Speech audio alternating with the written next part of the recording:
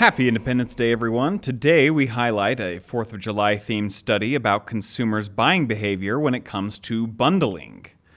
If you intended to buy a pre-assembled array of products, would you expect to pay less or pay the same but assume you'd be getting higher quality items? These results may surprise you. This is Shadûf. Welcome to Shadûf, the place where business, research, and entertainment make a baby in your mind. We will show you common trends you'll want to leave behind. It happens all the time. We'll always bring a fresh perspective, so you can trust the data or the data, but not the feces you've been fed. Welcome to Shadûf. It's time to stop the song and start the show. Okay, enough quoting Dumb and Dumber. We are going to start the show right Still now. haven't seen it.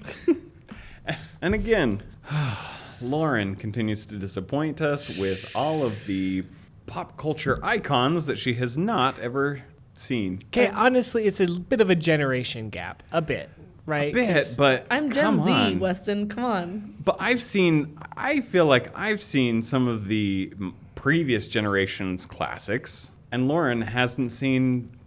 It's I bad. have seen a lot of, just not the ones that you think I should have seen by now. Those are the important ones, though. Well, important in your The most mind. important. I swear, this podcast is just turning into like, what movies hasn't Lauren seen this Yeah, week? seriously. Today we wasted too much time quoting Dumb and Dumber and Nacho Libre and what else? Moonstruck, Raising Arizona. Oh, man. Made a whole list of movies I have to watch for homework. Today we're going to have bundles of fun. Ooh, Oh. I got that. But Today we're talking about the 4th of July because everyone's excited for it, right? You guys are excited, I'm for excited. I'm pretty excited. I get to go mean- home and see my family. it? Okay, so getting into our topic, I just have a question. What are the staples in your 4th of July celebrations, food-wise? Staples or favorites? Those are two different things. Because there's a staples like hamburger and hot dogs, Or right? like Okay. brats. But yeah. We can have those all the time, but like ribs? See, but I feel like if ribs are your favorite and that is what you do for 4th of July, then that's a staple, right? Watermelon. Like, all other fruit is still good, but like I feel like watermelon is always making an appearance Really? at 4th of July. Yeah. Well, I also like to put salt on it, which is like something that my family does a little heard bit. that before. But I'm a firm believer that eggs do not belong in potato salad. Oh, wow. Oh. Potato salad. I don't like onions in potato salad. Yeah, onions aren't very good in it either. I don't love potato salad, so Oh, there's That's, like, good fair. potato salad. Like I've the had Costco? good. I've had good, but it's like I've never had oh, this is my aunt's potato salad and it is always good. It's just like I'll test it, I'll eat a bite and be like, no, this is gross this year, and then I won't partake in it. I feel like potato salad is only good like straight out of the fridge. If it's been out for like more than like 15 minutes, I can't eat Which, it. as is usually the It's- case for gatherings and picnics and outdoor places where you would have that potato salad. I agree. Colder the better. Yeah. I fun. like the Italian pasta salad. Italian pasta Oh, salad. yeah, that's good. Love Italian Sun-dried pasta tomatoes salad. in that, maybe? Yeah. Mm. Or raw tomatoes, like Yeah. it's good. Pasta salad seems more like a 4th of July food than potato salad to me. Okay. But maybe that's just how I grew up too, that's though. interesting. With always potato salad or pasta salad, we had a lot at 4th of July. So I got to tell you guys, a new one for me. I like to grill hamburgers as everyone does, and man, I'm one of those guys that takes a lot of pride in it, and I'm like, I don't overcook the burgers. They've got to be perfect. They've got to be juicy. They've got. My mouth's watering talking about this, but we grilled some hamburgers with some friends a few years back, and they did barbecue sauce and pineapple and bacon and Swiss cheese with our burgers instead of the traditional lettuce, tomatoes, and onions. And ever since then, that is like the only way that we grill burgers. And so now, whenever we grill burgers, 4th of July included, we're doing it Hawaiian style, and it is so good. Sounds really good. Oh, it is so good. Pineapple on the burger, it's I love Oh, grilled yeah. pineapple. yeah. So good. Yeah, grilled pineapple is where it's at. Okay, so speaking of our favorite 4th of July foods that make an appearance at our celebrations, we are going to be talking about kind of some consumer tendencies that we recently ran a study on. Dustin, you want to tell us a little bit about that? Yeah, so the question is, we were curious about bundling and how when we have products today, because of this 4th of July celebration coming up, we are focused on 4th of July type products. Okay. And a lot of times with products, you have these bundling opportunities, right? We're talking about, Matt was just mentioning how the PS5, for instance, you can only get in some sort of bundle. Right? Okay. Fireworks, as we're preparing for 4th of July, fireworks. There's always bundling opportunities there, right? A lot of the fireworks you can either purchase separately, or you could just get a bundle of some sort of kit, right? Big show. Everything. And so we ran this study that's kind of interesting. So we looked at some effects of bundling with fireworks, but then we also bundled grocery food items in preparation for 4th of July barbecue. Okay. And so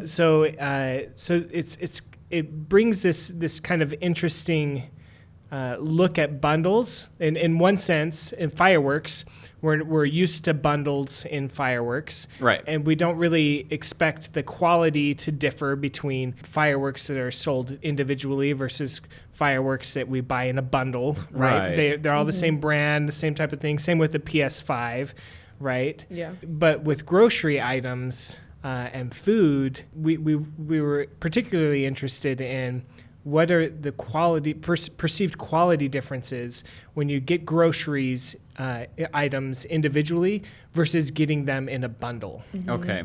Now, because when we're talking about this grocery bundles, like these aren't like coming from the manufacturers, like at a grocery store you find like an entire package of a bundle. It's like assembled at the grocery store, right?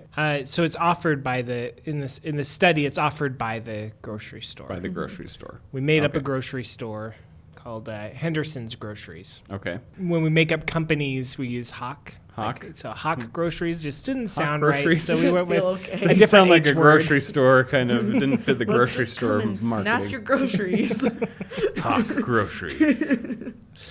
So it came up with this interesting study where we're looking at bundling versus buying things individually for fireworks. But half of the participants we were asking questions about fireworks, but the other half we were talking about this 4th of July, these 4th of July Food grocery items. Okay. Yeah, so we had our different groups, half of them looking at, like Dustin said, the fireworks, and then we had them looking at the barbecue items. So we not only asked them, like, how much they would be willing to pay for the items, like, in a bundle, but we also asked, like, half of the participants how much they would pay for the items individually. Okay. We had split the participants into 4 different groups, but first into 2. So half the participants saw either the grocery items or they saw the fireworks. And so then within those, half of the participants who saw the fireworks saw them in a bundle or saw them individually. And the same went for the grocery items. They either saw the items individually or the items in a bundle. To kind of gauge how much they would expect to pay if it was in a bundle versus individually. Yeah, exactly. Yeah. Okay. So we asked them how much they'd pay for the bundle, and then we asked the others how much they'd pay for the items individually, just kind of to see what the differences were in like the perceived quality of things. So each bundle, or the bundles were the same items as they were asked for the items individually, what they would purchase and whatnot. And with the fireworks, it was the same brand of fireworks and things. Okay. So kept pretty consistent across the board. Okay. On that. Yeah, pictures and everything were similar. And then after we asked them how much they'd be willing to pay, we asked them in regards to the perceived quality that they thought those items had. Okay. So we wanted to gauge what they would expect to pay for what the price would be of these items and their perceived quality. Yes. Yep. So what's interesting is results. We can talk. Let's start first with the fireworks because that's pretty consistent with what we thought. So quality wise, there's no difference in quality with fireworks, whether you purchase them individually or in a package. Like, we're used to that, we understand that, and that's what turned out in the data as well. Okay. Yeah, So- I personally wouldn't expect any difference. I'm like, oh yeah, they have packs, or you can buy them individually. They always change. There's always different, and then there's always the ones that are the same. But you don't notice any difference whether they come in a big pack or whether you just buy them one off.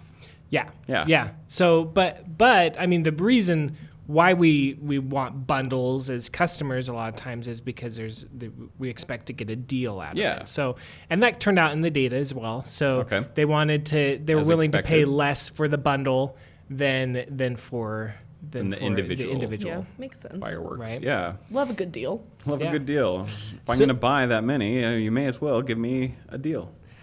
But now the food items.